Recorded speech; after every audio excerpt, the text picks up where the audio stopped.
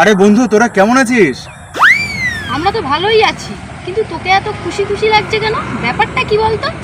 আরে তোর বন্ধু বড়লোক হয়ে গেছে, ফরচুনার গাড়ি কিনেছে। কি বলছিস ভাই?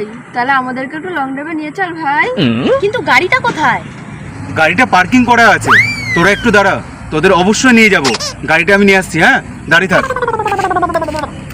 কি মজা হবে বলতো?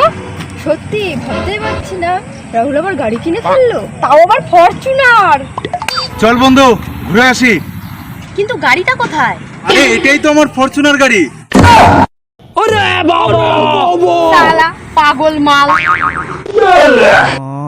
আরে যা যা, জীবনে চোখে দেখেছিস এত সুন্দর গাড়ি?